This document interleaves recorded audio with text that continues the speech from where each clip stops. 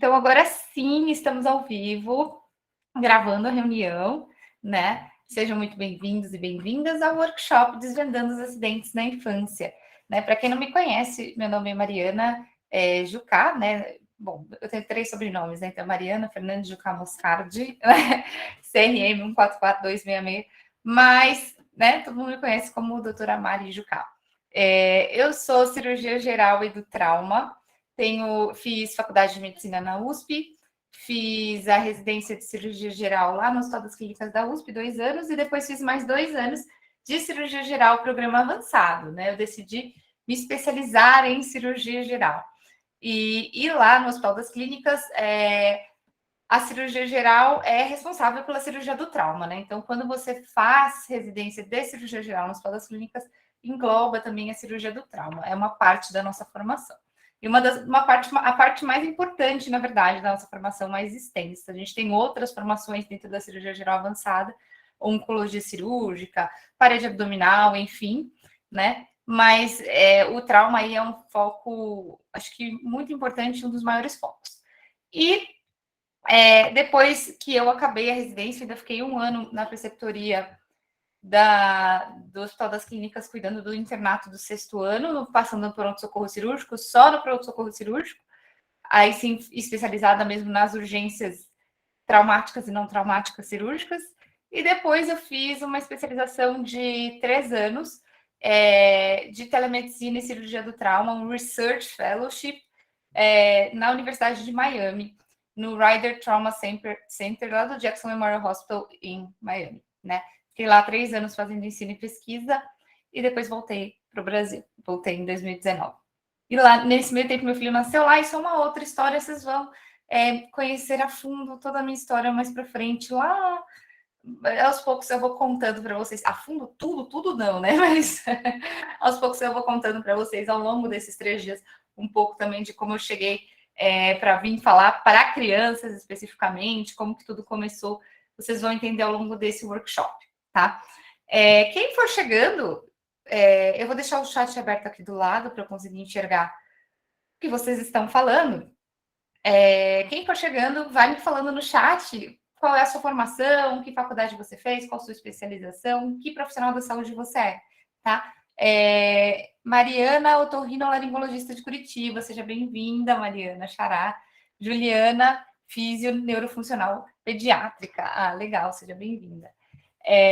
Bom, eu vou falar para vocês um pouquinho como que vai acontecer esse evento, né?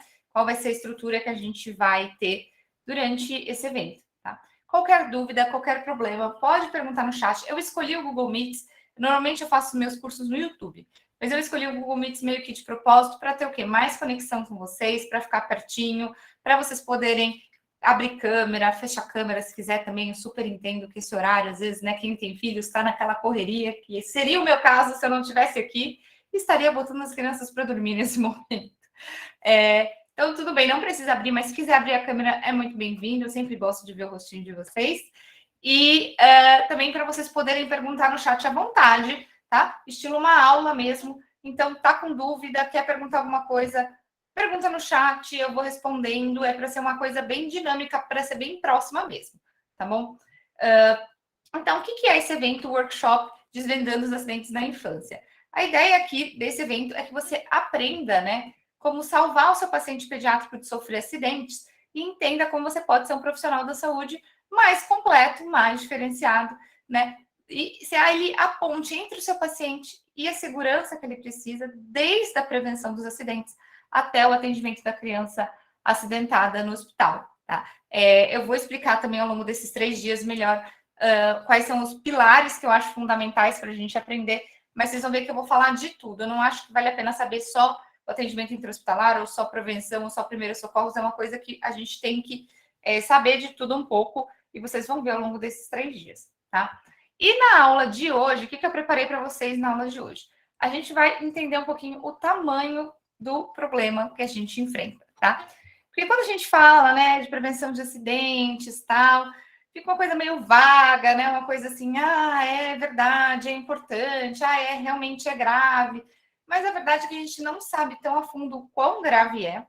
Não só o quão grave é, Qual é o acidente que é mais perigoso para o seu paciente ou não? Qual que é o mais tranquilo? Muitas vezes a gente fica assim meio num achado, assim, todo mundo fala que bater a cabeça é perigoso, então deve ser perigoso. Então é isso, pronto.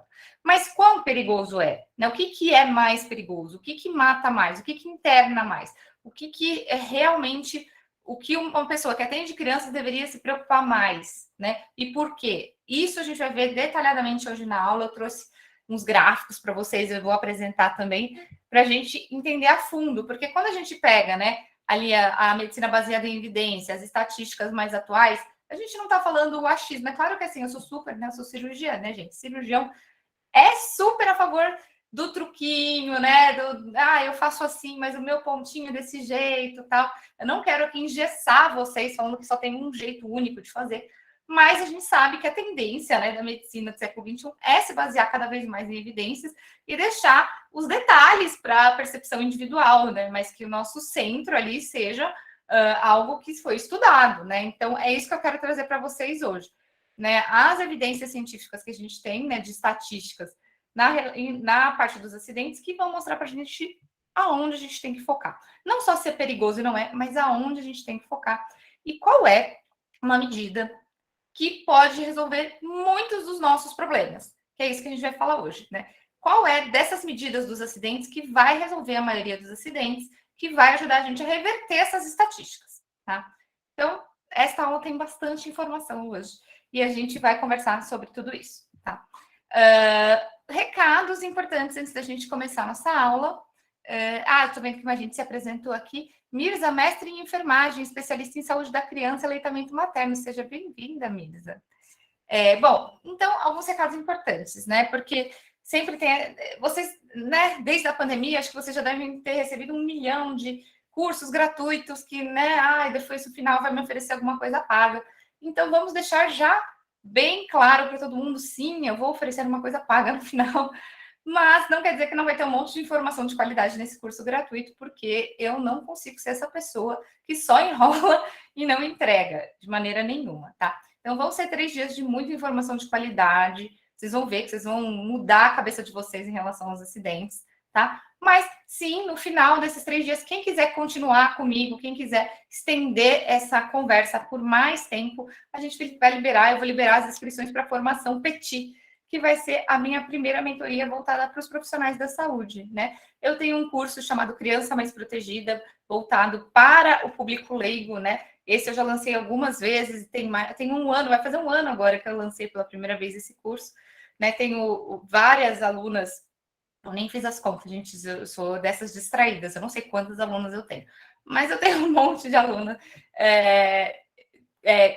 que é público, sua maioria mães, tem algumas avós também, né? Mas a primeira vez que eu decidi fazer um conteúdo mais denso, mais profundo, voltado para quem cuida desse público, que são os profissionais da saúde, tá? Porque eu cheguei, vocês vão ver, eu vou conversar, mas eu cheguei à conclusão que eu consigo atingir mais gente, que a gente consegue fazer uma revolução muito maior quando a gente tem profissionais da saúde capacitados a lidar com isso, tá? E aí sim, se você gostar do que você viu nesses 3 dias e quiser seguir comigo por uma mentoria mais profunda, que eu vou conversar com vocês detalhes dela mais para frente, não é o momento agora, aí vocês vão poder entrar comigo na formação Petit, tá? Para quem quiser realmente ser especialista no trauma infantil, tá? Mas como eu falei, não vou embora, não é enrolação. Vamos mostrar que gráfico, vamos conversar, vai ter um monte de conteúdo aqui nesta live ainda hoje. E nos 3 dias, prometo para vocês que nos 3 dias vai ter muito conteúdo para vocês já implementarem na vida de vocês, tá?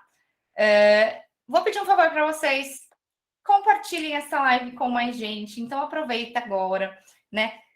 Pega o linkzinho que está lá no nosso grupo do WhatsApp, manda para um colega profissional da saúde, né? Para alguém da sua turma da faculdade, um colega que trabalha com você, o grupo do WhatsApp do hospital, da clínica. Aproveita, dispara esse link para mais gente participar dessa aula e para mais gente aprender sobre esse assunto e a gente conseguir levar essa informação para mais gente, salvar muito mais vidas, tá? Então, quem puder, por favor, agradeço muito se vocês compartilharem essa live agora, tá bom? Bom, cada aula deve durar ali 1 hora e pouquinho. Às vezes eu falo demais e vira 1h30, mas o objetivo é ser 1 hora.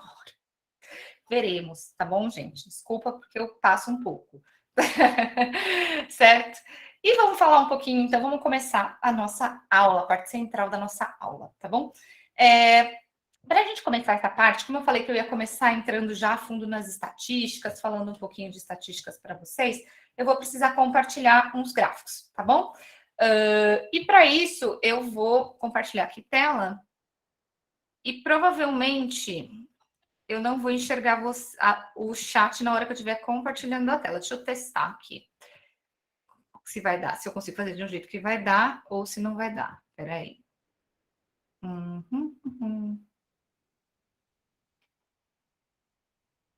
Será que eu vou ter que compartilhar online? Talvez online funcione. Talvez online funcione. Peraí. Em vez de eu tinha aberto um PowerPoint, mas eu acho que talvez online vai funcionar melhor aqui no compartilhamento do Google Meets. Como eu falei para vocês, é a primeira vez que eu dou um curso assim para vocês no Google Meets. Normalmente eu dou no YouTube, né? Então, por mais que eu dê as minhas aulas para as minhas alunas no Google Meets, eu estou meio acostumada, a gente sempre dá aquela, né?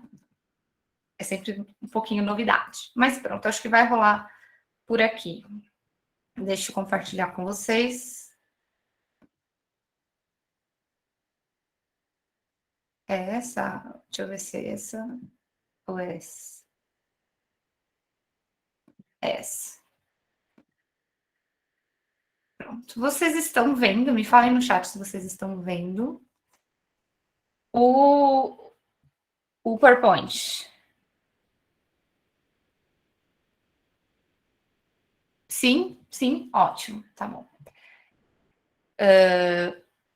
Eu não vou conseguir ver o chat enquanto eu estou apresentando, mas isso não quer dizer que vocês não podem fazer perguntas, tá? Por favor, façam perguntas, perguntem, eu vou adorar que vocês perguntem, tá? Mas eu vou falar um pouquinho, volto no chat para ver se tem pergunta, falo mais um pouquinho e volto. Eu não vou apresentar a PowerPoint a aula inteira, não, é só nesse começo, tá bom? Para colocar vocês a par do que é a situação, tá? E aí, logo mais, a gente consegue conversar mais tranquilamente, tá bom? Bom, então vamos lá. Deixa eu liberar aqui.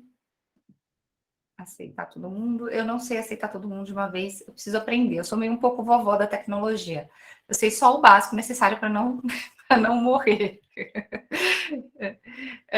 Bom, vamos lá. Eu não sei se eu consigo ampliar isso daqui mais do que está aqui. Mas acho que dá para vocês verem, né, gente? Deixa eu ver, acho que dá para ocultar isso daqui. Melhorou um pouquinho. Ótimo.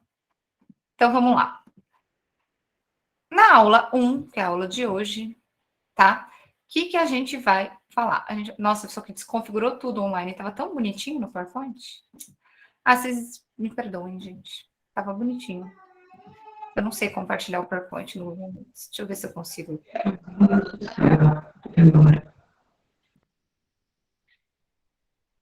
Tá bem desconfigurado, né? Deixa eu ver se eu consigo editar e diminuir isso daqui. Peraí. Pronto. Já diminuiu aqui e já vai resolver. Pra vocês enxergarem. Pronto. Pronto. Resolvido. Então, vamos lá. Só para vocês entenderem o que a gente está pensando quando a gente pensa em acidentes, tá? Né? Para tirar do vago e colocar na realidade do que a gente trabalha, tá? E aqui, acidentes na infância, obviamente, porque a gente está falando de crianças. Quando eu falo crianças, estou usando estatística do Ministério da Saúde, que fala de 0 a 14 anos, das estatísticas brasileiras. Eu sei que a OMS costuma usar de 0 a 12 anos também, e daí as estatísticas mundiais podem ter ali uma diferença, mas é isso, de 0 a 12, de 0 a 14 anos, tá? Então, acidentes é a causa de morte mais comum da infância. É a principal causa de morte da infância, tá? Então, quando a gente está falando de acidentes, a gente está falando simplesmente do principal problema do paciente de vocês. Não tem outro problema que vocês deveriam se preocupar mais do que esse, tá? Pode não ser o mais frequente, mas é o mais fatal, tá? E é tão fatal que a mortalidade por trauma é maior do que a mortalidade de todas as outras patologias juntas, tá? Isso aqui é dado da 10ª edição do ATLS, que é a edição mais recente do ATLS, tá, gente?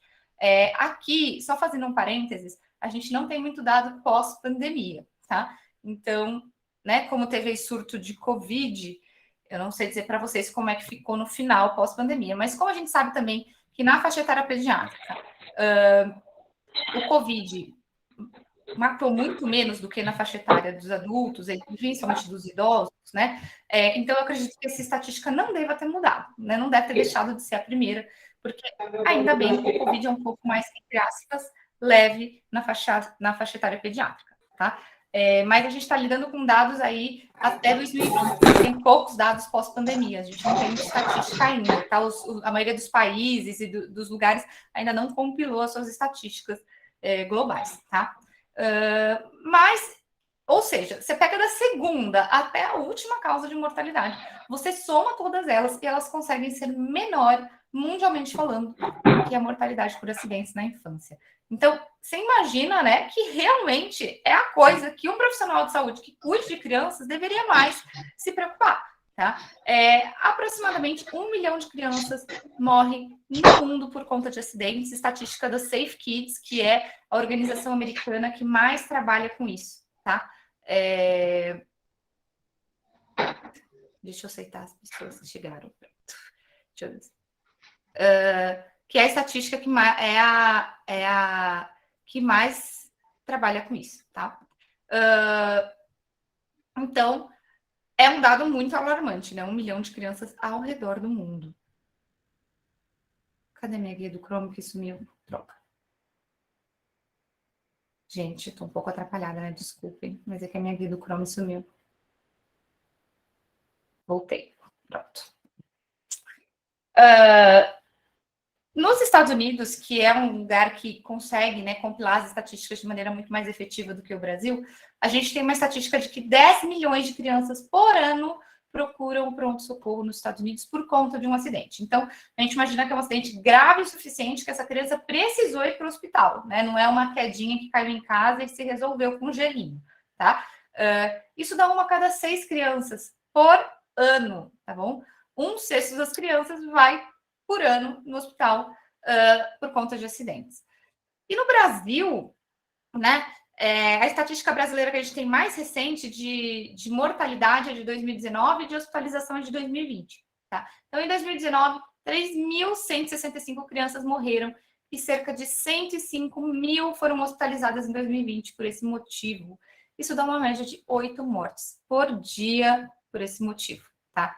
É uma coisa bem alarmante. Agora eu acho que vocês conseguem entender bem por que eu falo sobre esse assunto, por que eu escolhi a infância, né? É claro que, assim, a mortalidade por causas externas, né, que é o que a gente considera nas estatísticas do DataSUS dos acidentes, ela também é bem alta nos adultos, ela é a terceira causa de morte nos adultos, perdendo aí para as doenças cardiovasculares e para o câncer, né? E isso quando a gente pensa em todos os adultos, porque, na verdade, se a gente pensar no adulto jovem, é a primeira causa de morte, então também é a nossa, né? Se eu estou falando aqui com pessoas com menos de 40, 45 anos, também é a nossa primeira causa de morte, tá? Mas nas crianças, exatamente porque vocês sabem muito bem que a criança, entre aspas, aqui, né? Ela não é feita para ter outras doenças, né? As doenças vão se aumentando conforme a gente vai ficando mais velho, os acidentes acabam sendo muito mais predominantes, né? Então, a discrepância entre a mortalidade dos acidentes e das outras doenças consegue ser muito maior na infância. Então, se tem uma população que vale a pena falar sobre esse assunto, é a população pediátrica, tá? Aqui temos um pouquinho de boa notícia. Deixa eu diminuir essa... eu arrumei tudo tão bonitinho, a letrinha. Ficou tudo feio depois, tudo bem. Deixa eu diminuir essa letra para vocês enxergarem. A boa notícia é que teve uma queda de 2018 para 2019 de 4,65% das mortes. Estamos falando aqui pré-pandemia, que é o que a gente tem de estatística no Brasil, tá? As mortes por acidentes, ela vem diminuindo ao longo dos anos. A maioria dos acidentes tem redução ano a ano das mortes por acidentes, exceto um, que é o engasgo, o sufocamento, tá? A asfixia acidental é uma causa que cresce, só cresce, tá? O que é uma coisa também extremamente importante se a gente está pensando na faixa etária pediátrica, vocês vão ver aqui para frente, que eu vou mostrar para vocês por que é tão importante a gente pensar no sufocamento na faixa etária pediátrica, especialmente nos bebês. Mas, infelizmente, é uma coisa que só cresce. né? Quem cuida de criança que sabe, por exemplo, dos problemas do sono seguro, da nossa cultura brasileira de enfeitar muito o berço, de colocar muita almofada e tudo mais. E isso é um problema seríssimo, né? Quando a gente está pensando que é um problema muito crescente, tá? Na pandemia, os acidentes domésticos cresceram 112%, tá? Isso aqui em 2020, que é a estatística que a gente tem, comparado com 2019, a gente não tem mais recente. Tá, 112% não é tanto assim e tal. Para mim é bastante, mas enfim. Aí você vai falar, mas o número de internações caiu 7%. Então, isso significa o quê? Que os acidentes eram mais leves? Será que foi porque realmente era uma coisa tranquila? Aí a gente vê essa estatística aqui. Atendimentos ambulatoriais aumentaram 303%. Então, o que esses números estão dizendo para a gente? Obviamente, na pandemia, as crianças ficaram mais em casa, porque foram obrigadas, todo mundo foi obrigado, e as crianças foram as últimas a voltar para suas atividades, né? Teve escola que segurou aí até os 45 do segundo tempo, né? Já tinha balada e não tinha escola. Então, as crianças ficaram mais em casa, sofreram mais acidentes domésticos. E também tem muito fato de que muitas casas não são preparadas para a prevenção dos acidentes, não é segura, né? E como a criança passava muito tempo na escola, e normalmente o ambiente escolar ele é um ambiente mais seguro para os acidentes, porque uma escola já é construída pensando que vão ter crianças ali, né? Numa escola, a cozinha, por exemplo, não é acessível à criança, a cozinha da escola, na maioria das vezes, né? Então, aconteceu das crianças virem para casa num ambiente que não era seguro, muito de última hora, né? E aí, o que aconteceu foi, as pessoas deixaram de procurar o hospital por medo do Covid, então a internação até caiu um pouco, mas o atendimento ambulatorial triplicou, né? Isso significa o quê?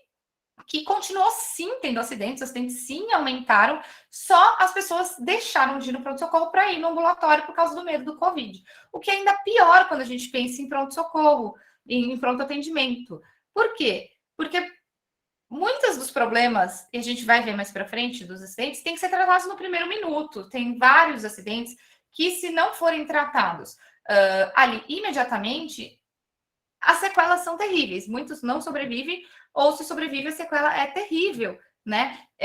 Então, o fato da pessoa adiar ir ao hospital para esperar o ambulatório, muitas vezes pode ser a definição entre não ter sequela e ter uma sequela, enfim, entre ser um problema grande, tá? Então, não é porque teve a pandemia e falou assim, ficaram mais em casa, foi tranquilo. Não, não foi, tá?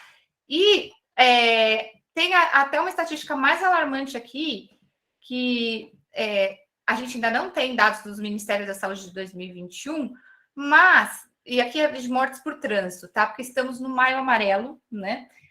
Não sei se vocês sabem, mas o Maio Amarelo é o mês da conscientização dos acidentes de trânsito, que vocês vão ver para frente aí, que é um dos que mais mata na infância. Eu consegui pegar algumas estatísticas que o Maio Amarelo levantou, tá? E eles falam que não tem, né? O Ministério da Saúde ainda não divulgou os dados de mortalidade globais em 2021, mas alguns locais, né? Algumas cidades, estados já liberaram as suas estatísticas. E aí, a sensação que dá vendo esses resultados é que, na verdade, a ideia que eu tinha falado para vocês, que vai reduzindo ano a ano, né? Os acidentes por trânsito, provavelmente neste ano de 2021 a gente vai ter um aumento das mortes por trânsito, tá? Pela primeira vez, depois de muitos anos seguidos de quedas, tá? Por conta da pandemia ter parado também a ideia de conscientização, né? Das pessoas conseguirem atingir mais gente nos seus locais, né? Então, enfim, as estratégias de conscientização ficaram mais deficitárias e aí mais gente se acidentou. E tem o fato de 2021 as pessoas estarem meio voltando, né? As pessoas não aguentavam mais ficar presas em casa e resolveram sair, deu a louca em todo mundo, sem segurança, sem proteção, tá? Então, isso é um dado também muito alarmante. Vamos falar aqui, mostrar para vocês uns gráficos. Deixa eu ver se vocês têm perguntas. Áudio está baixo? Está baixo o áudio mesmo, gente? Eu vou aproximar meu microfone aqui. Vocês me ouvem melhor assim? Me deem um feedback, que eu posso tentar melhorar. Para você está normal? Então tá bom. Tentei esconder meu microfone, mas eu posso deixar ele aqui. tá bom? Bom, então vamos falar um pouquinho, né, mais detalhadamente da mortalidade na infância, né? Porque aqui a gente falou bastante de acidentes, né? Esse nome super genérico aí, que são o que a gente considera, em termos de mortalidade, as causas externas, né? Mas eu vou falar agora aqui sobre os detalhes de cada acidente, tá? Então, aqui um gráfico. Esses gráficos, gente, são da ONG Criança Segura. Eu gosto de falar para vocês de onde eu tirei as evidências, para vocês poderem levantar as próprias referências, tá? É uma ONG que, em parceria com o Ministério da Saúde, ajuda a levantar esses dados, essas estatísticas, e produz esses gráficos anualmente, tá? Mas ela não tem produzido gráficos novos, estatísticas novas desde 2019, tá? Bom, então a gente tem aqui dados de mortalidade de 2018, de 0 até 14 anos, tá? Então, vocês podem ver que aqui, ó, a gente tem 3 vilões. A gente já começa a identificar melhor, tá?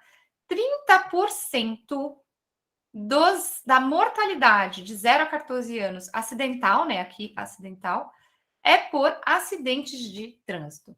Ou seja, primeira causa de morte acidental na infância. Considerando que acidentes é disparada a primeira causa de morte na infância como um todo, a gente pode considerar que essa provavelmente é a primeira causa de morte na infância, globalmente falando, tá? Vem aqui seguido, não perde muito, o afogamento, com 26%, e depois vem aqui o sufocamento, né? Que eles chamam de sufocação, mas eu acho um pouco esquisito, mas tudo bem. A asfixia, com 24% da mortalidade. Aqui, gente, não tem essa separação de asfixia ser por engasgo, ser por sufocamento do berço, ser por um sufocamento de um objeto, tá? Entra tudo no mesmo balaio, tá? Eu não consigo achar estatísticas separadas.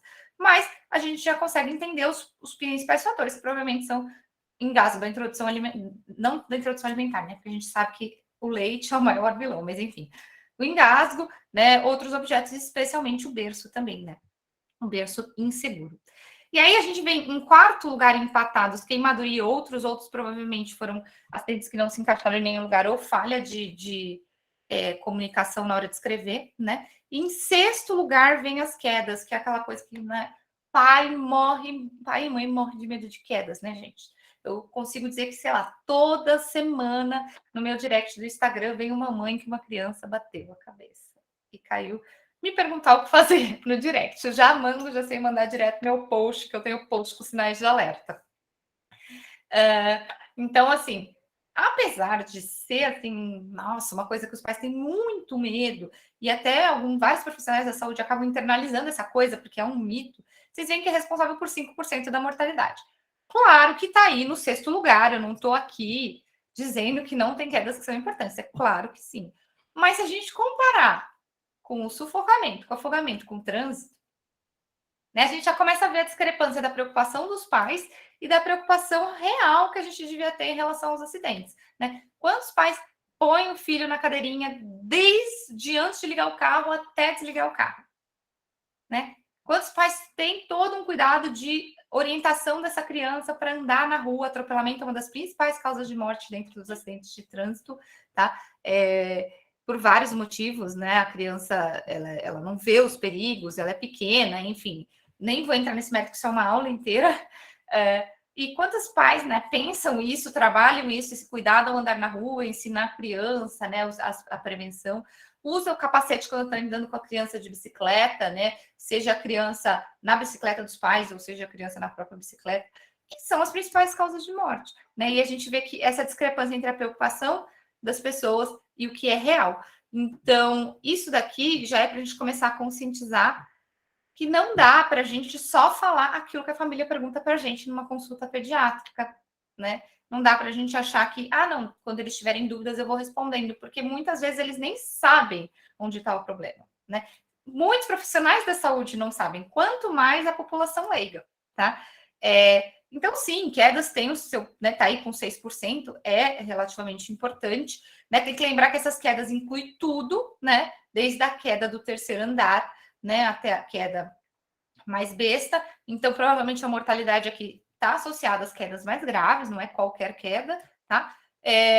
E a gente tem aqui 3% por intoxicação, que é uma coisa que preocupa muito a gente, é uma coisa que tem que se preocupar mesmo, tá aí no 7º lugar, né? Mas também não é o principal, né? Então, vocês veem que muitas das preocupações não é o principal, que é isso que eu queria mostrar aqui. Vamos mais para frente, que tem mais coisas que eu queria mostrar das estatísticas.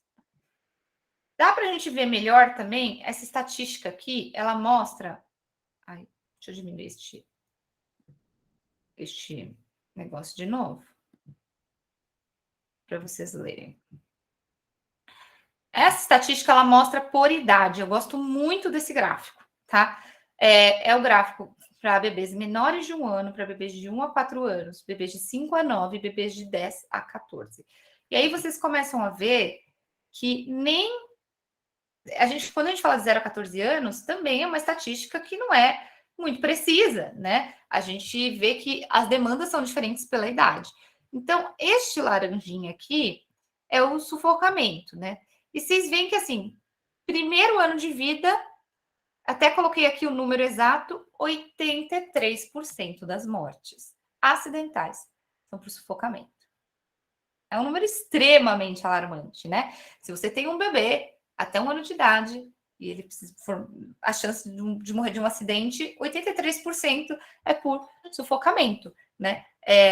E é uma coisa que não necessariamente os pais do bebê se preocupam, né? Entra aqui, claro, a parte do engasgo, da introdução alimentar, que isso é uma preocupação real dos pais. Eu vejo que os pais se preocupam, eles têm medo, eles querem aprender a manobra de desengasgo, né? E entra aqui até já um pensamento para a gente, profissional da saúde. Você ensina a manobra de desengasgo na sua consulta pediátrica, né? Você explica como é que faz, porque tá aí, 83% das mortes, né?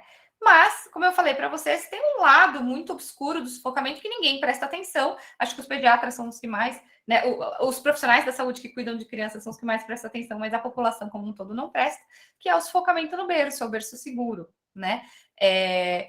E se a família soubesse que 83% da mortalidade acidental é por isso, eu acredito que elas não iam ter nenhum problema em abrir mão de um kit berço. Mas ninguém fala, né? A gente, quando fala que é perigoso, a gente não coloca a perspectiva para a família, né? Então, eles não sabem que é muito perigoso nesse nível. Quando eu dou meu curso para minhas alunas, ou as aulas gratuitas, ou enfim, a coisa que eu mais ouço é: por que ninguém me explicou assim? Porque se alguém tivesse me explicado assim, eu tinha feito diferente, né? Acidente de trânsito, que é a primeira causa. Eu sempre falo do negócio de ficar com a cadeirinha de costas. Não adianta você falar só, use a cadeirinha. Tá ótimo. Não vai funcionar, né? Para que o pai e a mãe vão querer usar a cadeirinha? Agora, se você explicar, olha, é a primeira causa de morte na infância. E a cadeirinha de costas vai evitar que o seu filho fique tetraplégico, paraplégico. Porque quando tem um acidente, a cadeirinha está de frente, o pescoço estica lá para frente e volta. E aí, os ossinhos das crianças que são mais abertos esticam mais. O pescocinho é mais molinho, né? Então, ele não tem muita sustentação. A cabeça é muito mais pesada que a de um adulto, então a tendência do pescoço é estirar muito mais. Então, eles estão muito mais sujeitos a ter um acidente medular, um acidente no pescoço, e ficar paraplégico e tetraplégico. Quando eu falo assim para minhas alunas, elas falam: mas nunca ninguém me falou isso. Se eu soubesse disso, nunca que eu tinha virado a cadeirinha de frente antes de 1 ano de idade, ou até antes dos 2 anos, que é o que eu pessoalmente recomendo. E aí elas falam: pô, não tem choro que vale isso. Fica muito mais fácil você convencer o seu paciente quando quando você põe na perspectiva, né? Porque realmente, gente, eu sou mãe de 2 crianças, eu sou mãe do Daniel de 4 e da Júlia, que vai fazer 2 em julho, né? Ela tem 1 ano e 9, 10. Segundo filho, né, gente? A gente já não sabe muito bem. E aí, eu sei como é horrível a criança ficar chorando meia hora, 40 minutos sem parar na cadeirinha, que você quer fazer qualquer coisa, né? Mas quando você coloca na perspectiva, fica muito mais fácil você entender o que você vai escolher, né? Então, a gente vai falar bem mais sobre isso mais para frente dentro do workshop, mas é assim que eu acho que é um trabalho de prevenção efetivo funciona. Quando você coloca a perspectiva para a família e a família entende o real do problema e consegue fazer as próprias escolhas. Porque eu só, tem que, não tem que, vai funcionar assim, não, assim é bom, assim não é, não funciona nem pra gente, né, gente? Vamos combinar, né? Então a gente precisa ser o tomador da decisão das nossas escolhas, a gente precisa entender a raiz do problema para poder querer fazer uma mudança, tá bom? Aqui de 1 a 4 anos, a primeira causa de morte, afogamentos, tá? Você vê que sufocamento é muito alto no primeiro ano de vida e depois, ó, só diminui. Ainda é a terceira causa, né? Ela passa a ser a terceira causa, tanto de 1 a 4 quanto de 5 a 9. E aí aqui de 10 a 14 já não é nem mais a terceira causa, é tipo a quinta. Então, terceira causa ainda é bastante, mas vocês veem que proporcionalmente diminui muito depois do primeiro ano de vida, né, o risco de sufocamento, tá? Obviamente, até os 4 anos eu ainda diria que é bem importante prestar atenção, é bem importante ter as medidas de segurança, mas depois dos 4 anos já diminui bastante. E aí vocês começam a entender, por exemplo, algumas regras da Sociedade Brasileira de Pediatria, aquela história da pipoca só com 4 anos, né, do amendoim, né, dos alimentos duros com 4 anos. Por que eles colocam 4 anos? Porque eles estão pensando na estatística, que até 4 anos ainda é um pouco alta. Deu para entender? Então, quando a gente entende, faz mais sentido para a gente orientar também, tá? Mas uma família que não consegue levar, por exemplo, eu recentemente coloquei um post da pipoca no meu Instagram. Quem não viu, vai lá me seguir. Quem não me segue, vai lá me seguir, que tem um monte de informação no meu Instagram para os pais, para os profissionais de saúde, enfim. E eu falei, gente, que família que consegue levar a pipoca até os 4 anos, né? Eu vou confessar que aqui em casa nenhum dos dois, tá? Enfim. Então, você sabendo que a maioria das famílias não consegue levar, né, não comer pipoca até os 4 anos de idade, você sabe que você tem que conversar com essa família que pelo menos até 1 ano é obrigatório, entendeu? Que aí, depois de 1 ano, você pode começar a ir afrouxando aos poucos e isso, claro, vai depender de criança para criança, do quanto essa criança sabe mastigar bem ou não, e com todas as orientações de engasgo, tipo, evitar telas, evitar de fazer correndo, enfim, né? Outras orientações, que aí tem tudo detalhado, né? Que também não vou entrar aqui, porque outra aula inteira, né? Tá bom? Bom, de 5 a 9 anos, então, aí sim já começa a ser trânsito, a primeira causa de morte. O afogamento está aqui pareadinho com trânsito, mas trânsito é a primeira. E depois de 10 a 14, trânsito só sobe, tá bom? E trânsito, gente, só sobe mais também. Eu não tenho estatística dos adolescentes, mas nos adultos, a primeira causa de morte acidental são acidentes de trânsito disparado. A segunda é suicídio e depois homicídio, mundialmente falando. Aqui no Brasil, eu já não sei se homicídio vem antes de suicídio ou vice-versa, tá? Precisaria ver. Mas isso também é uma outra coisa que os pais e os profissionais da saúde não têm tanto conhecimento. O fato de que acidentes de trânsito são mais graves quanto mais velha a criança fica. E a gente fica super preocupado de botar a criança na cadeirinha com 1 ano de idade. Claro que tem que ficar, e claro que tem que pôr, não é isso, mas quantos pais, depois dos 4 anos, já abriram mão da cadeirinha? Não sabe nem mais o que é booster.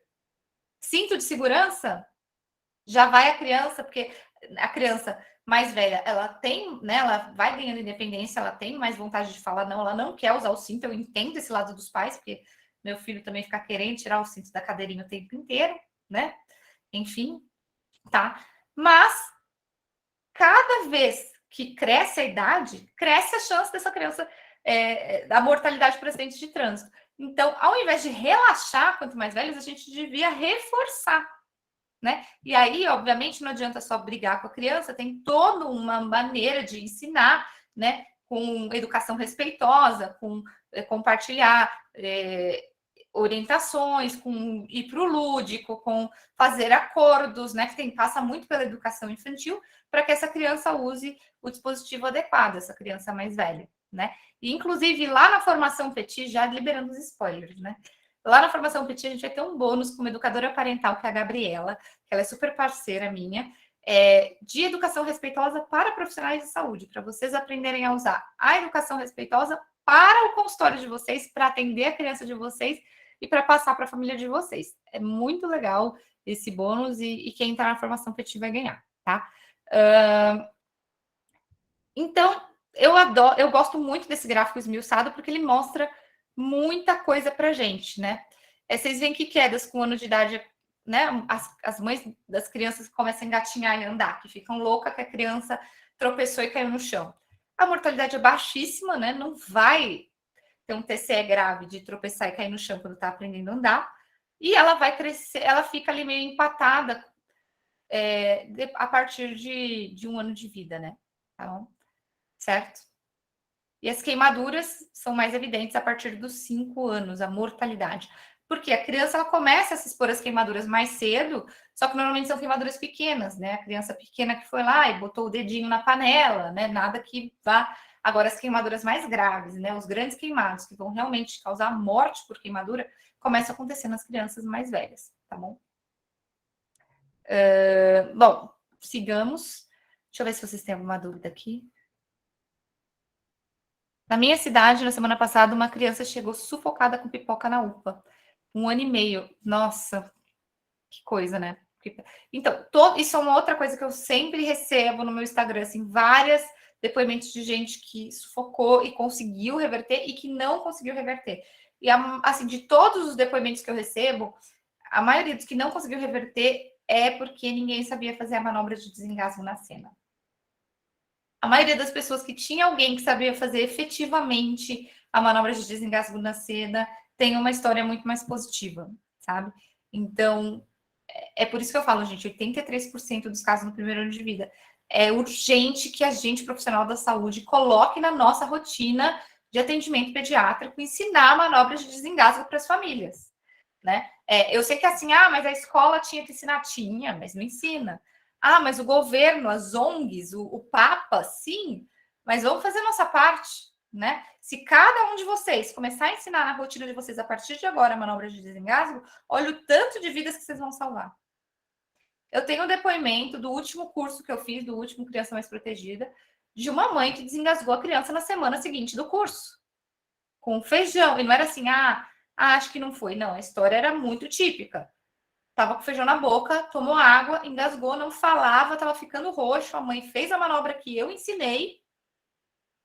E ela fala, eu só consegui fazer porque eu estudei na semana anterior com você, porque eu tava calma, sabia o que fazer e desengasguei. Você acha que a criança ia ter chegado viva? Se ela fosse pegar a criança e levar correndo no hospital, né? Isso serve tanto para sufocamento quanto para afogamento. A estatística é 2 minutos já é o suficiente para deixar inconsciente, 4 minutos já é o suficiente para começar a ter danos cerebrais graves e levar à morte. Gente, 4 minutos não tem ambulância que chega. Não tem. Então é isso, né? Bom, voltando aqui, né, para a gente continuar nossa estatística. Já está quase acabando, tá, gente? A parte das estatísticas. Aí só tem mais um pedacinho. Que é a parte mais importante. Então, na primeira infância, gente, os acidentes têm menos internação, mas tem mais mortalidade. Então, de 0 a 4 anos, 12,4 casos fatais por 100 mil habitantes, né? E de 0 a 14, 7,2. Tá? Então, o que significa? As crianças mais velhas internam mais e morrem menos. As crianças mais novas internam menos e morrem mais. Por quê? Porque os casos delas são mais fatais. Não chega no hospital. Tá? Aqui, só para vocês terem uma ideia, a estatística de internações. Olha como ela é bem diferente da estatística de mortalidade. E muitas vezes a nossa preocupação em relação aos acidentes é porque a gente vê as internações. A gente, como profissional da saúde, a gente vê o que a gente mais vê, mas não o que mais mata, né? E aí sim, quedas, gente. Vem com 47. Em 2019 isso caiu para 44. Quedas caiu um pouquinho, tá? Mas enfim, mais ou menos a mesma ideia. Continua em primeiro lugar disparado. Quedas, 47% das internações. Então, sim, normalmente a internação está relacionada com o que é mais frequente, com o que acontece mais. Acontece tanto que acaba que alguns são mais graves e interna muito, né? Mas não com o que mata mais. Se chega no hospital é porque não é tão letal, é porque dá tempo de chegar no hospital, tá? Então, por isso que quedas é a grande preocupação das famílias, é a grande preocupação dos profissionais de saúde, porque é o que a gente mais vê, o que a família mais vê, só que o que a gente mais vê não é o que mais mata, tá?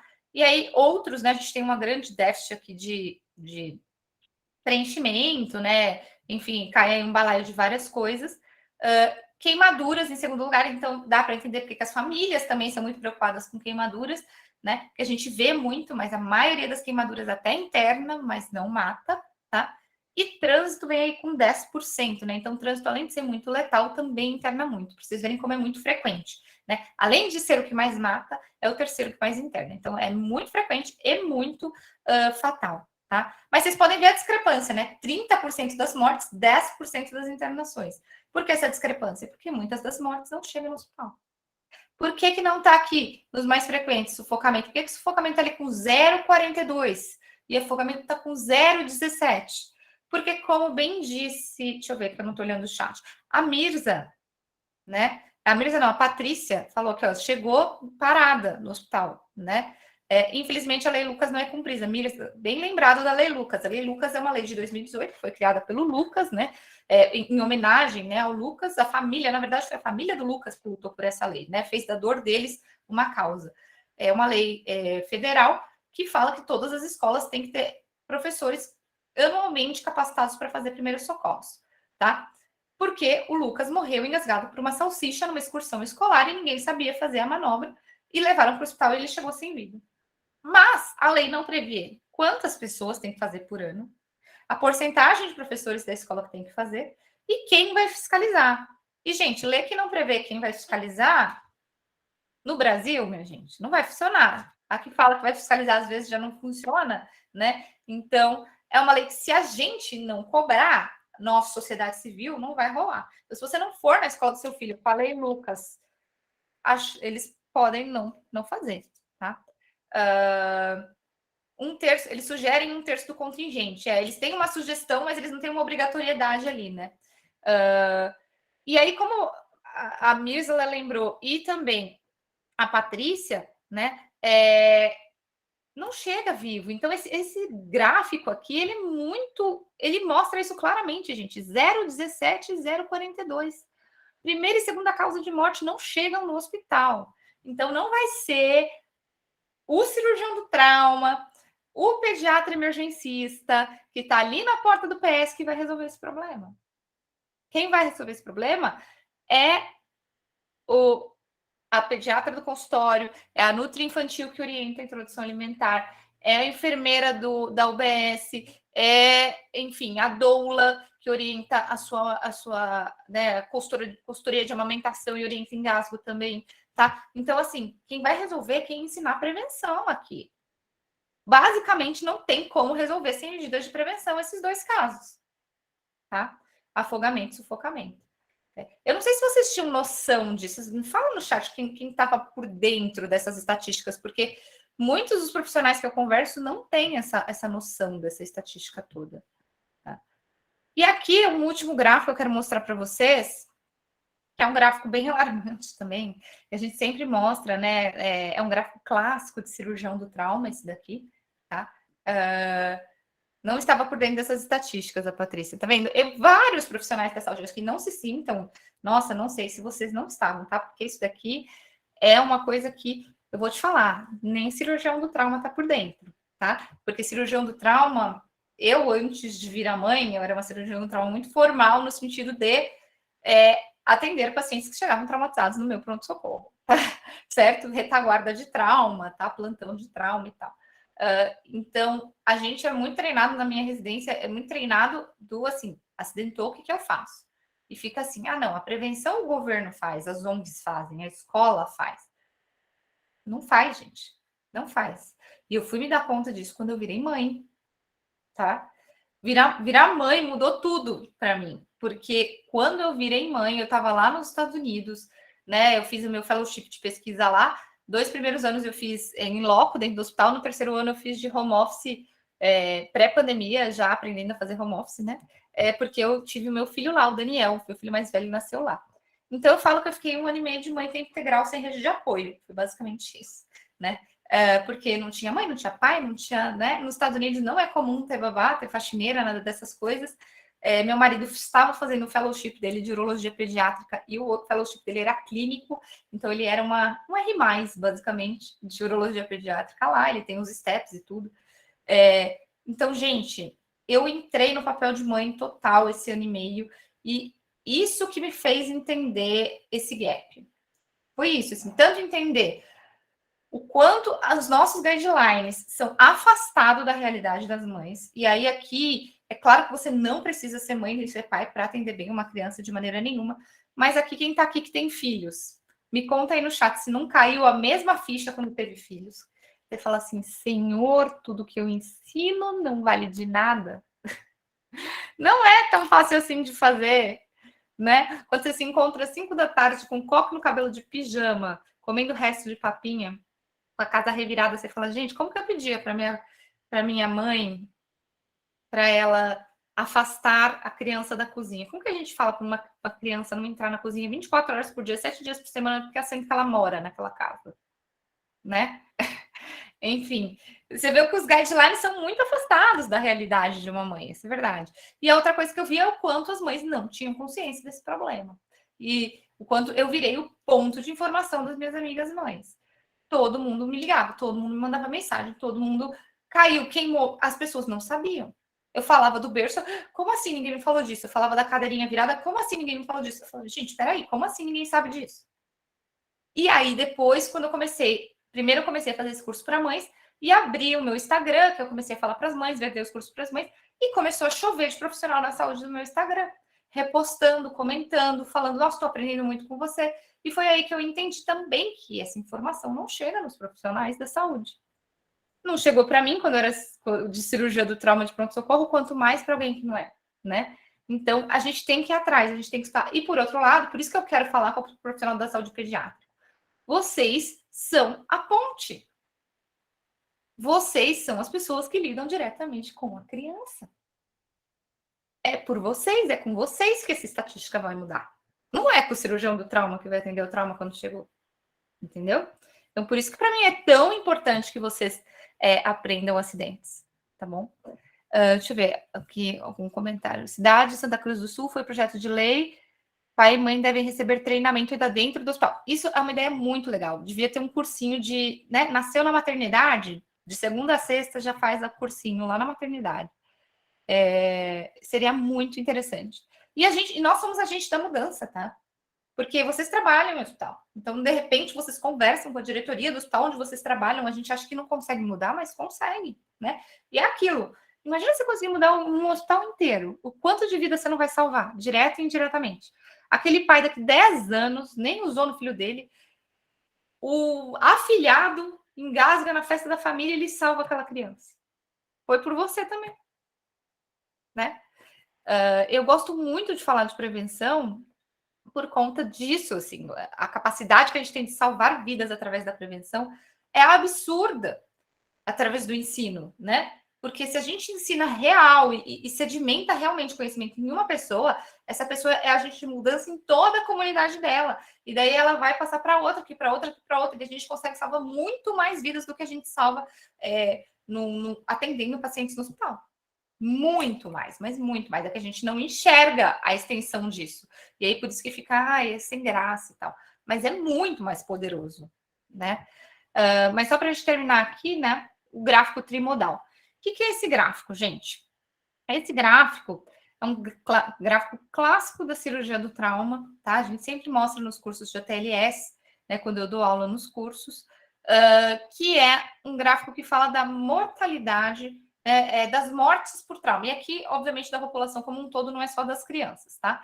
É um gráfico que foi instituído, foi evidenciado pela primeira vez em 1982 e ele tem sido, né, multiplicado ao longo dos anos. Esse aqui é de 2010 e sempre com a mesma estatística, tá? O que ele mostra? Aqui é tempo e aqui é número de mortes, tá? Então, eles pegam as mortes por acidente e colocam ao longo do tempo, quanto tempo demorou para essa pessoa morrer, tá?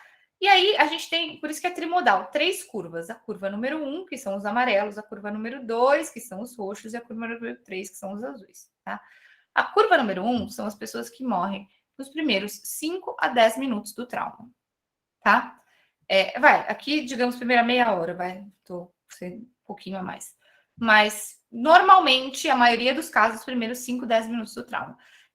Sabe, acidente de avião, caiu, morreu. Acidente de trânsito, bateu, não sobreviveu. Se suicidou, caiu, morreu. É isso, basicamente, tá?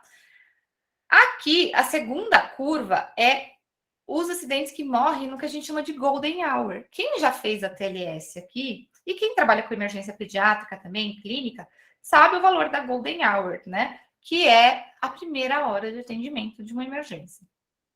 Que é esse segundo pico aqui que a gente fala, né? Então, se um paciente chega no hospital, ele tem grandes chances de morrer na primeira hora. Então, eu preciso ser extremamente efetivo no atendimento dessa criança, desse paciente, para que ele sobreviva essa primeira hora, que é aí o segundo pico de mortes, tá? E amanhã a gente vai falar mais do atendimento. Hoje eu quis focar mais em prevenção, amanhã a gente vai falar mais do atendimento, tanto de primeiros socorros quanto do hospital, tá? Então, se é o seu interesse, aguarde que amanhã tem mais. E aí, esse terceiro pico aqui é o pico das mortes que são, aqui já é dias, né? 3, 4, 5, 15 dias depois do trauma, que são ali, né, uma infecção de catéter central, uma sepse pós-traumática, enfim, né? Ah, operou, teve brida, né? Enfim, outras causas que são ali, vai morrer na UTI, digamos assim, tá? Teve lá uma CIRS pós-traumática muito grave, não conseguiu aguentar, TCE grave, enfim, tá? Que é um pico menor, tá? E aí, este segundo pico é o pico que justifica o ATLS, que justifica o PAUS, que justifica o ACLS, né? É claro que é de trauma, então justifica o ATLS, tá? Mas só comparando para vocês com outras coisas. Que é assim, ó, o ATLS precisa existir porque a gente tem um pico de mortes muito alto na primeira hora e a gente precisa tratar. E a gente fala isso. Enfim, né? E a gente esquece de olhar o quê? Isso daqui, gente. Olha o tamanho dessa curva aqui. Por que a gente não fala desta primeira curva, me diz? Por que a gente não fala? Né? Que é a curva das pessoas que morrem nos primeiros 5, 10, 15 minutos do trauma. Como é que a gente salva essas pessoas? O acidente precisa não acontecer. Essa curva dá sempre, né, ao longo dos anos, mais de metade dos traumas, né? Muito mais que metade dos traumas, mas a gente costuma falar assim, mais da metade. O acidente precisa não acontecer. Né? A ruptura de aorta, é o TCE grave que morreu na cena. O acidente precisa não acontecer. E como que ele não vai acontecer? Com medidas de prevenção. Então, quem é que vai salvar? É o cirurgião do trauma que vai salvar essa criança? Não é. É quem ensinar a prevenção para a família dessa criança. É o pediatra do consultório, é a enfermeira, é o físico, é a Nutri, é a doula. Deu para entender? O poder da prevenção, assim, esse gráfico é mais claro impossível, tá? E também, obviamente, bons primeiros socorros, que a gente vai falar mais amanhã. Né? Se é a 5, 10 minutos do trauma, é aquela história, tá? Não consegui prevenir engasgo, engasgou, mas tem alguém que sabe fazer a manobra, alguém que sabe fazer boa massagem cardíaca, alguém que sabe parar um sangramento, amanhã a gente vai falar disso. Tá? Alguém que sabe fazer as medidas de pronto-socorros, de primeiros socorros efetivas na cena. E como que a gente salva? Porque a gente está na cena? Não, eu estou na cena da minha família. Vocês estão na cena da família de vocês. Vocês estão na cena dos pacientes de vocês? Não estão. Nem o socorrista. Ah, eu trabalho com o SAMU, nem você. Porque demora mais do que 10 minutos para o SAMU chegar. Tá? Quem que está na cena? A família do paciente. Então, quem que tem que saber os primeiros socorros? A família do paciente. E quem que vai ensinar os primeiros socorros para a família do paciente? Vocês. Estão entendendo onde eu quero chegar, tá? Então, aqui só rapidinho. Aqui não é uma aula sobre acidentes de trânsito. Na formação PETI, tem, não só, na ausência de uma, tem umas 5 aulas de acidente de trânsito, de mais diferentes tipos, especificada por tipo de acidente, tá? Mas aqui é só para mostrar para vocês um último slide por hoje. Ai, meu Deus, não estou conseguindo diminuir, peraí. Tem que clicar aqui para conseguir diminuir.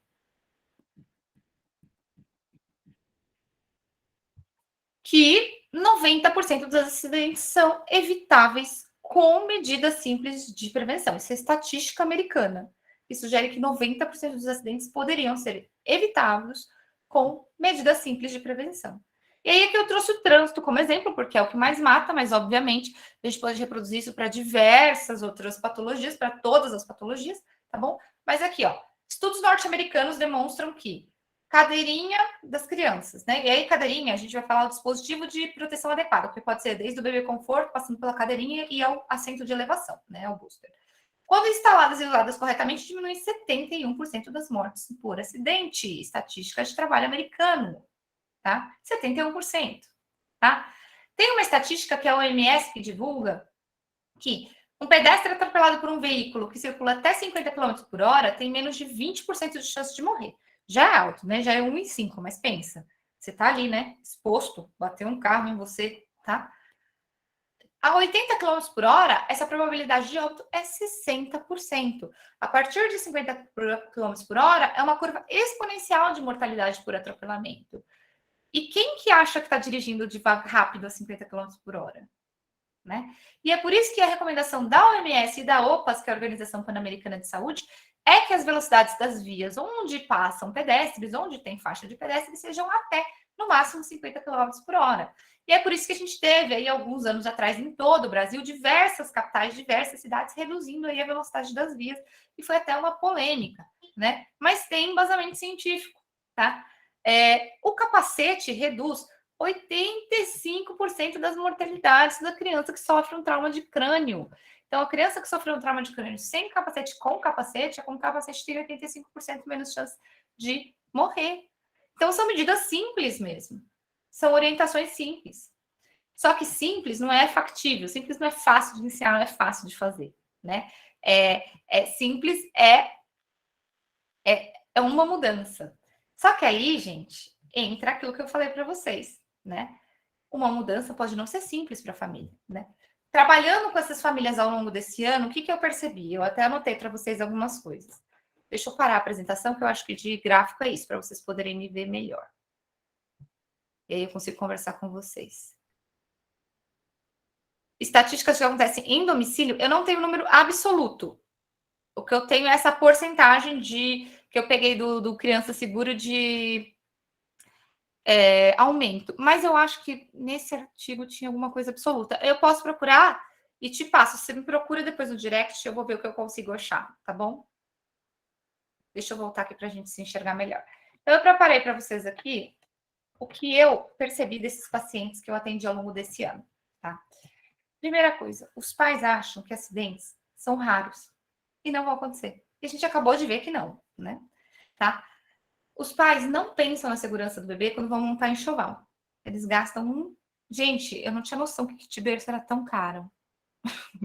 Porque o meu primeiro filho nasceu nos Estados Unidos, como eu falei para vocês. E lá, o sono seguro é muito bem estabelecido, né? Então, assim, não existe kit berço nos Estados Unidos. Não existe.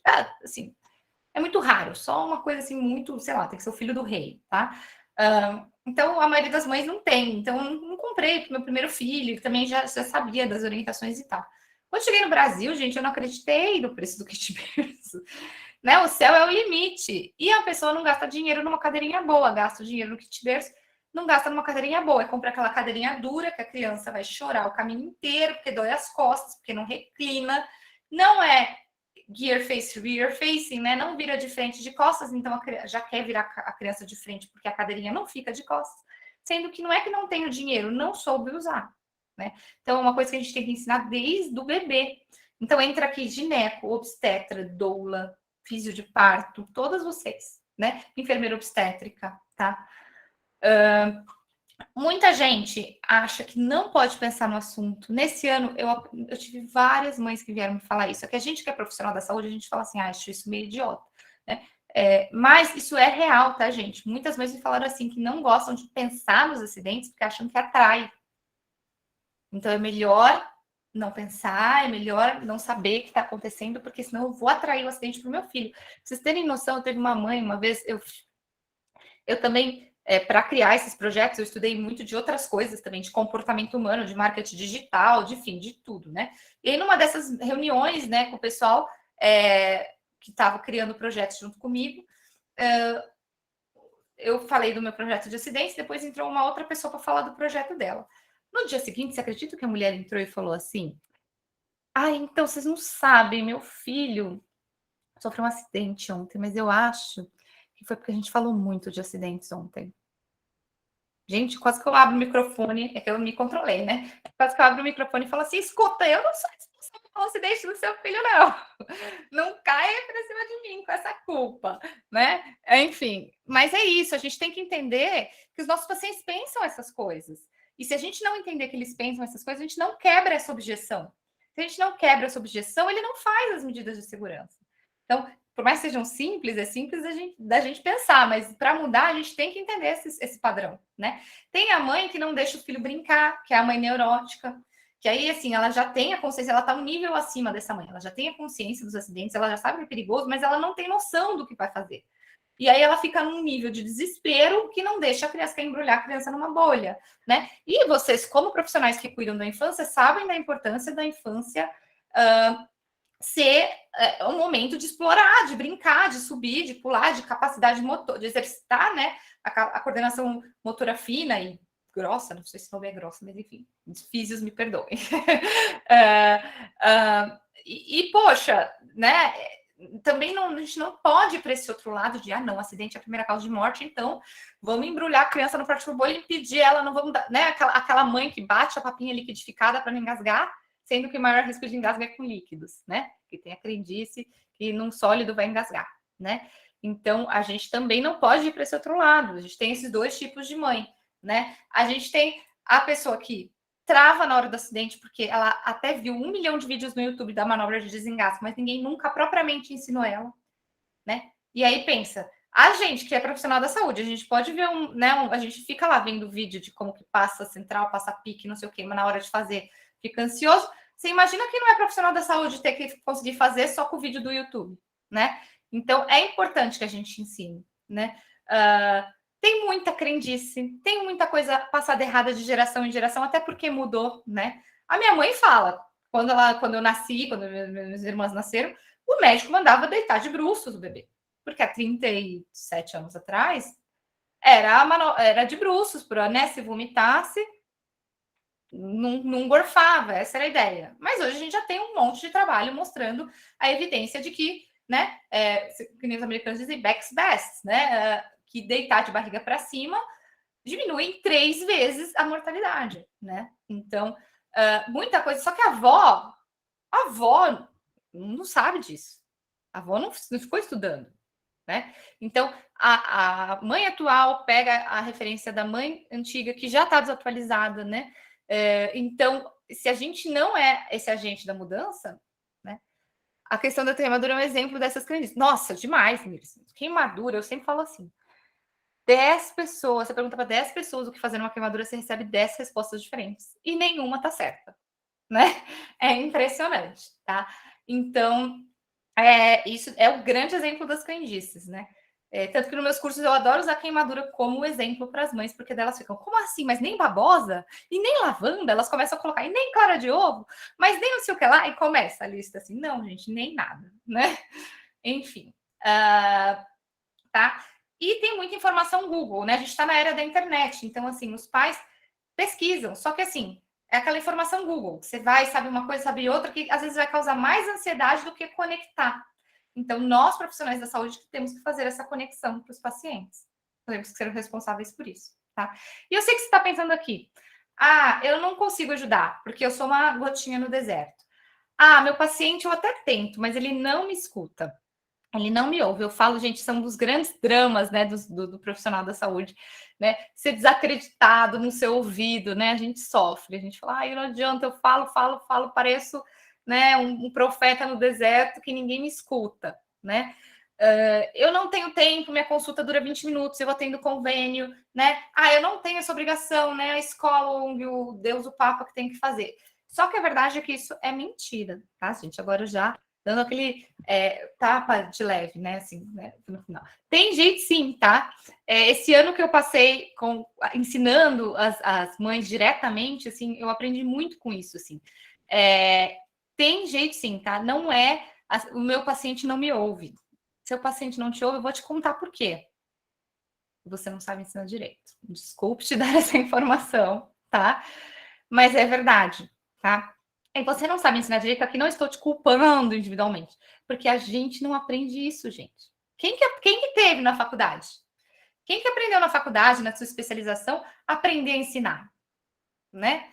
Aprender a conversar, aprender o relacionamento interpessoal, aprender a convencer, aprender comportamento humano. Só que a gente trabalha com pessoas. E se a gente não sabe fazer isso, a gente não consegue, tá?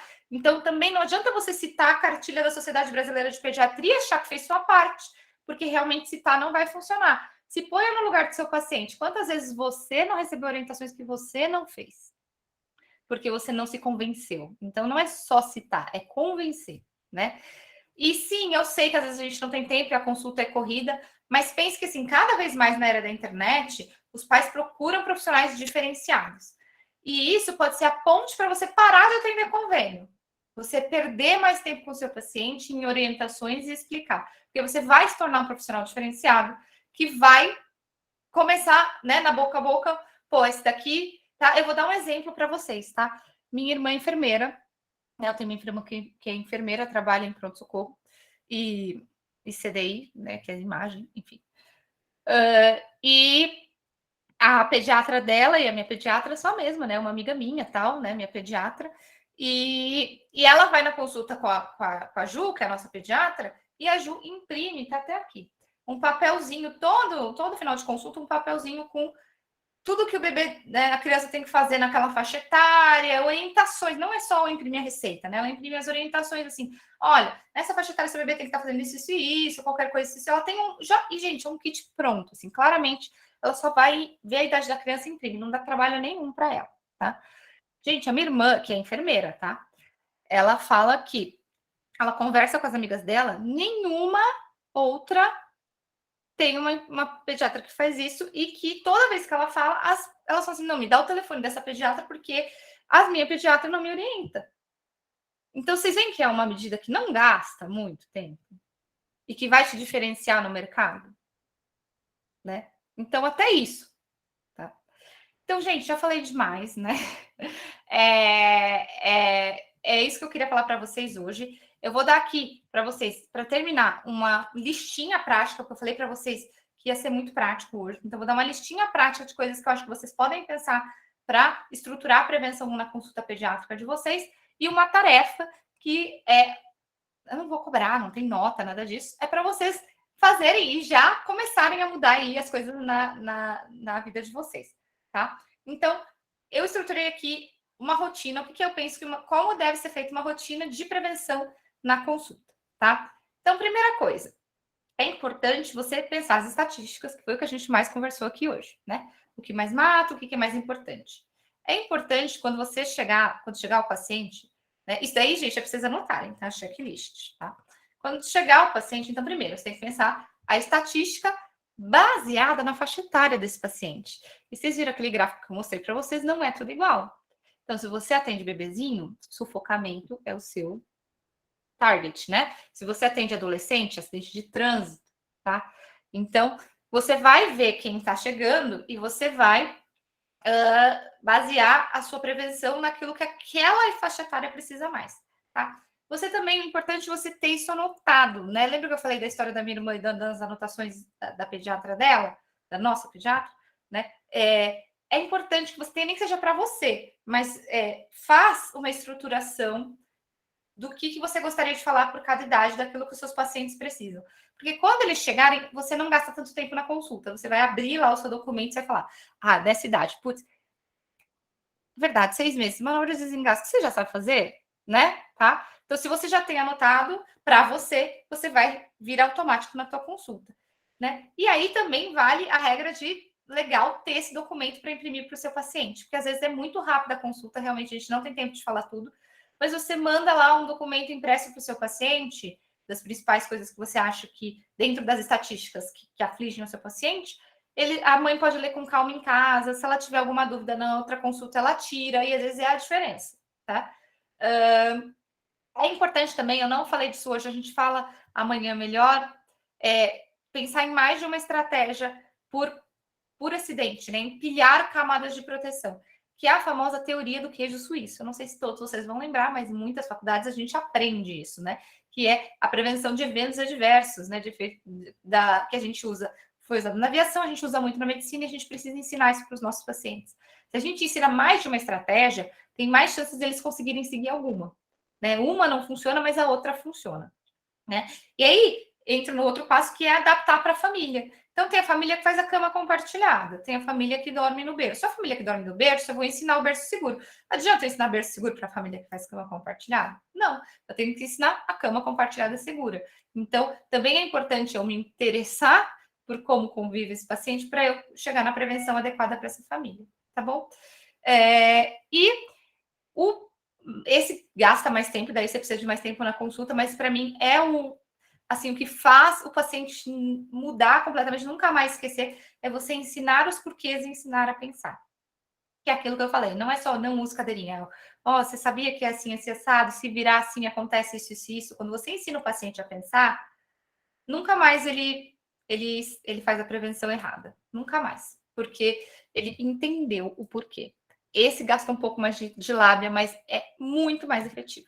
Tá bom? E a minha tarefa para vocês é pensar nesse checklist que eu acabei de falar para vocês e acrescentar, começar a fazer pelo menos uma dessas mudanças, pegar uma dessas coisas do checklist e começar a mudar na consulta de vocês, tá bom? É claro que depois, aos poucos, vocês vão implementando as outras, mas se vocês conseguirem mudar para já uma coisa, vocês já estão ali mais avançados em relação à mudança, tá? Amanhã a gente vai falar, como eu falei para vocês, hoje a gente falou muito de prevenção, amanhã a gente vai falar da criança acidentada, então, nos primeiros socorros e o atendimento intra-hospitalar, tá? Então, tem bastante coisa legal para conversar. Óbvio que eu não vou falar de tudo, não dá tempo de falar de tudo, mas eu vou falar bastante coisas interessantes e a gente vai aprender também uma manobra muito simples que todo mundo pode fazer. Quando eu digo todo mundo, não é só todos os profissionais da saúde, é todo mundo mesmo, todas as pessoas. Então, é uma ótima manobra para nós, profissionais da saúde, ensinarmos para outras pessoas, que pode salvar uma vida que ia morrer em menos de 5 minutos, que é o protocolo Stop the Bleed, que é um protocolo americano que amanhã eu vou contar para vocês em detalhes, tá bom? Então, amanhã tem um monte de coisa para a gente conversar, tá? E para quem ficou até o fim, hoje eu vou sortear o kitzinho de primeiro socorro que eu falei para vocês. É um kit que eu dou para as minhas alunas do Criança Mais Protegida, mas achei legal sortear para vocês. E aí ele já vem pronto. Amanhã a gente vai falar melhor de kit de primeiros socorros e eu vou mandar vocês fazerem o kit de vocês. E aí quem ganhar já não precisa fazer, tá bom? Vou sortear um hoje, vou sortear um amanhã e vou sortear um terça, tá? Então, eu vou abrir aqui agora o sorteador para a gente fazer, peraí, o sorteio, tá? E enquanto eu abro o sorteador, eu vou colocar aqui rapidinho o depoimento da Leila, que é uma das minhas alunas do Criança Mais Protegida, enquanto eu coloco o sorteador para funcionar, tá? É um depoimento rapidinho. Fiquem aí que, gente, não adianta só ter comentado no Instagram, você tem que estar ao vivo aqui, tá? E eu vou dar 1 minuto para a pessoa aparecer, porque senão fica aquela enrolação e aí aparece 5 minutos depois, tá? Então dá 1 minuto. Não apareceu, a gente sorteia de novo. Tem que estar aqui, tá? Então deixa eu compartilhar aqui. Compartilhei já? Compartilhei. Quando vocês veem a Leila, eu vou abrir o sorteador, tá? Eu super recomendo o curso Criança Mais Protegida da doutora Mariana. É um curso necessário para todo aquele pai, mãe, cuidador que preocupa com a segurança do seu filho. Ele é super completo, vai muito além do que só primeiro socorro. A doutora aborda de forma leve e com muita profundidade temas como alimentação segura, sono seguro, abuso sexual, afogamento, trânsito, e sempre com foco em prevenção, o que traz uma tranquilidade para o coração de uma mãe, sabendo que você vai conseguir criar ambientes seguros, saber focar exatamente onde estão os maiores riscos, onde estão os maiores problemas, e sim sabendo também agir caso algum acidente ocorra. Você ter a tranquilidade de saber agir para minimizar risco e para minimizar qualquer dano. Então, é isso, eu super recomendo o curso, muito bom, estou super satisfeita, superou todas as minhas expectativas do curso.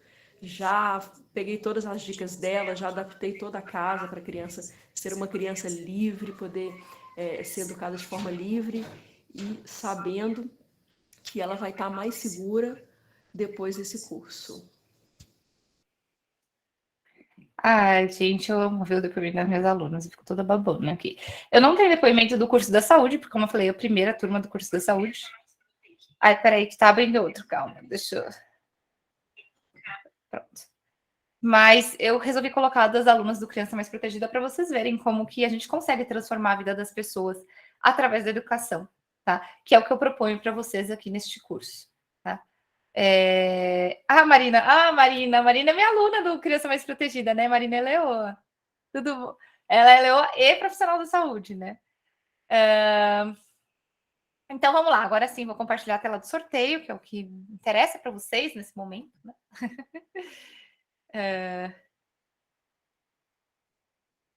Agora sim, né? Vocês podem ver que é este post, tem 74 comentários, tá? Já carregaram todos aqui. E vamos, bora sortear. Karine Rodrigues está aí? Dá um minuto. Deixa eu ver aqui. Não?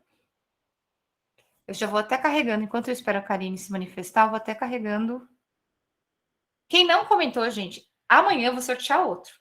Mas vai ser outro post, tá? Vai ser no post de amanhã às 9 horas da manhã. Vai sair o post amanhã às 9 horas da manhã com o nome da live de hoje. E eu vou. E aí você comenta de novo, tá? Não, não é o mesmo. Eu já vou conectar de novo aqui pra gente sortear de novo, porque eu acho que a Karine não tá. Mas é que eu tenho que ficar conectando todas as vezes. É um saco esse sorteador. Tudo bem. Não consigo só sortear de novo. Preciso achar um sorteador melhor.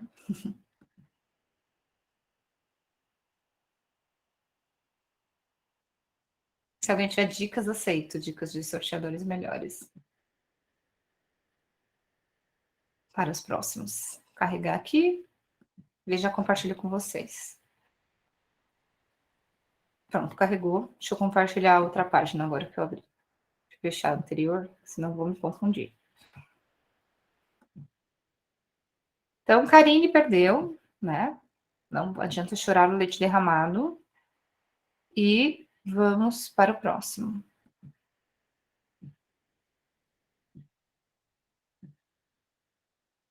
Agora sim, né? Vamos lá realizar sorteio.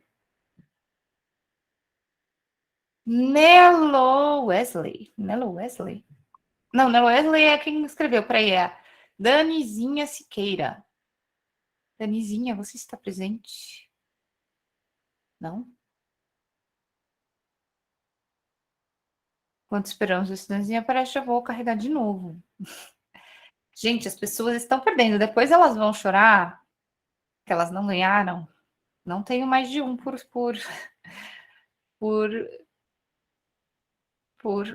por aula para entregar. Vamos carregar de novo. Deixa eu ver se Danizinha apareceu. Não apareceu. Pois é, né? Podia sortear por quem tá aqui. Pode ser também, mas aí eu teria que colocar um número em todos vocês. Esse que é o problema. Vocês querem fazer assim? Eu já carreguei um último. Se esse último não rolar, já tá carregado, aí eu vou numerar e sortear vocês, tá bom? Prometo. Vamos lá. Não, já estava carregado. Troca. Carreguei de novo. Pronto, vamos lá. Enfermeira Marina. Marina está aí, não está, Marina? Você acabou de falar, não é possível que você já tenha saído, Marina.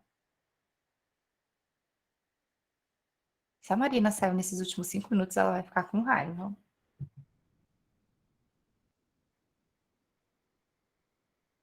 Marina? Não? Gente, que azar. Não posso fazer nada. Marina, que susto! Você ganhou! Eu tava com dó de você. Você ganhou.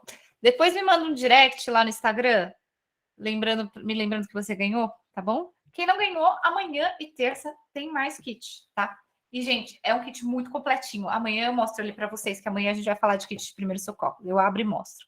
Vocês vão ver que é extremamente completo, tá bom? É isso, gente. Obrigada por ficarem comigo até aqui.